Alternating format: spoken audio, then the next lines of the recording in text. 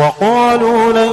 يدخل الجنة إلا من كان هودا أو نصارى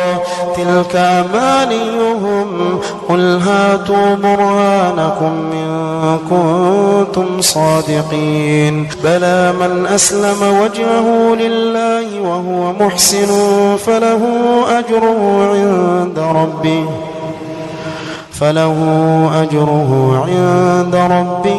ولا خوف عليهم ولا هم يحزنون وقالت اليهود ليست النصارى على شيء وقالت النصارى ليست اليهود على شيء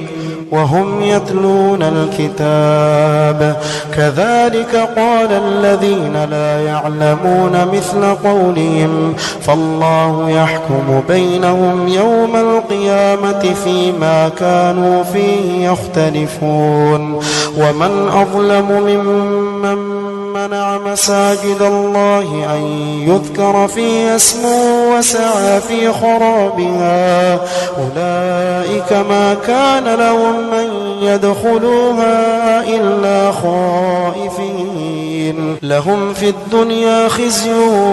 ولهم في الآخرة عذاب عظيم ولله المشرق والمغرب فأينما تولوا فثم وجه الله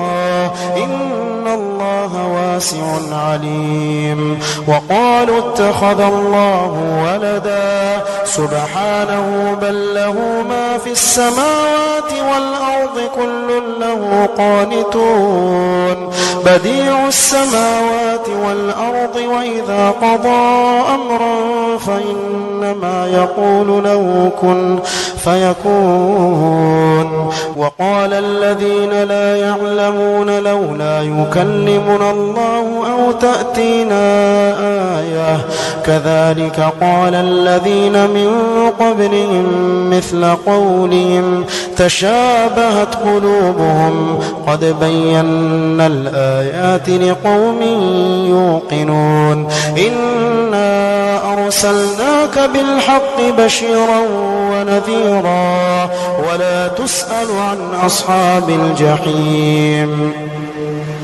ولن ترضى عنك اليهود ولا النصارى حتى تتبع ملتهم قل إن هدى الله هو الهدى ولئن اتبعت أهواءهم بعد الذي جاءك من العلم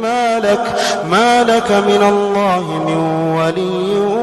ولا نصير الذين آتيناهم الكتاب يتلونه حق تلاوته أولئك يؤمنون به ومن يكفر به فأولئك هم الخاسرون يا بني إسرائيل اذكروا نعمتي التي أنعمت عليكم وأني فضلتكم على العالمين